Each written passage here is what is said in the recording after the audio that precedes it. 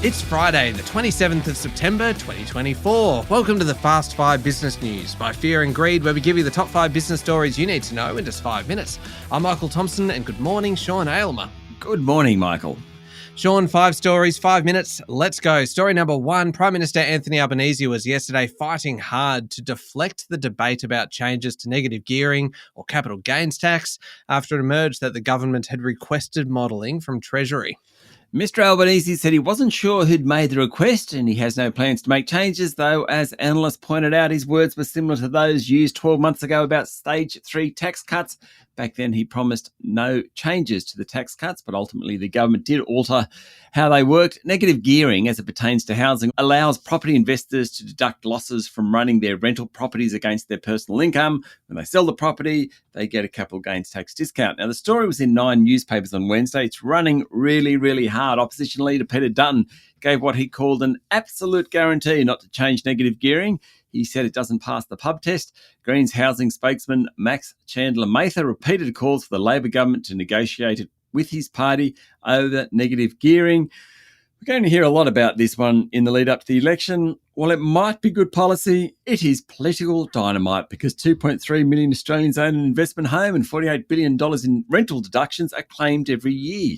That is a lot of money. Speaking of a lot of money, Sean, the federal government is also under pressure to extend billions of dollars in energy subsidies into next year to prevent a surge in costs for consumers.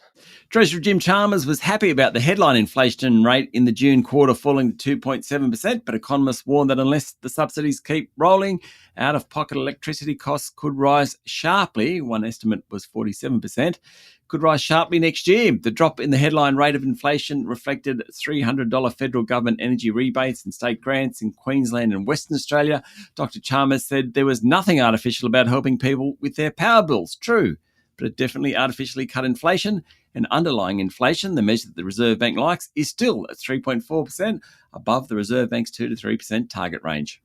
All right, moving on to story number 2. And the Reserve Bank has warned that the digital economy, including AI, surging global equity markets and the weak economy in China all pose threats to Australia's financial stability. The central bank yesterday released its financial stability report. It nominated 3 vulnerabilities. One is the digital economy, including AI.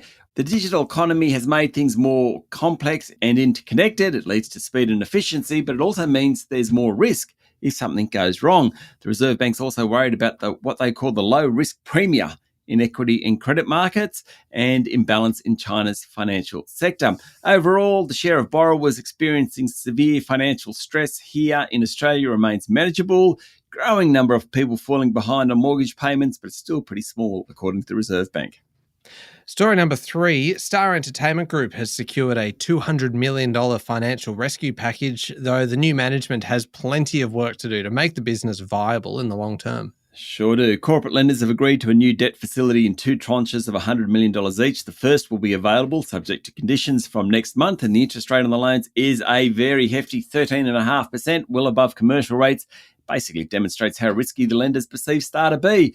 Over the past month, a second New South Wales Independent Casino Commission inquiry by barrister Adam Bell SC found that the group was continuing to fail standards required of a casino operator.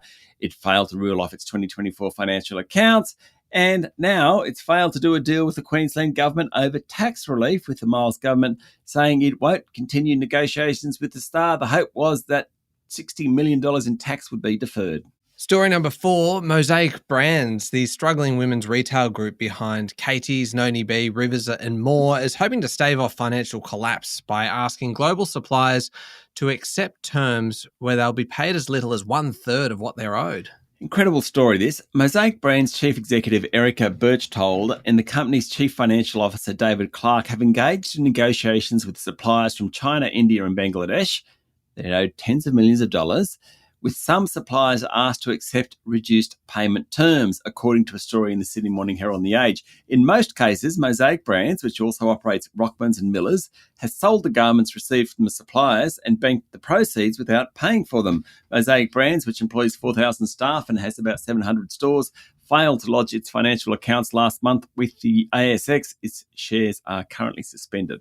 Last one, story number 5. 2 fierce competitors, Sean, could end up as table mates, with the ACCC looking into whether it should allow Sanitarium, which owns Weet-Bix, to buy the Vita Brits brand, intellectual property and goodwill from Nestlé Australia.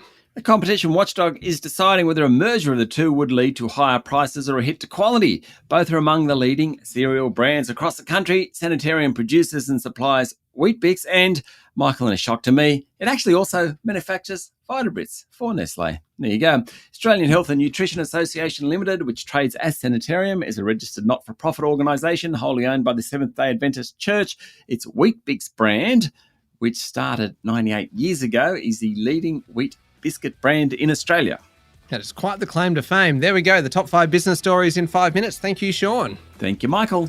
It is Friday, the 27th of September, 2024.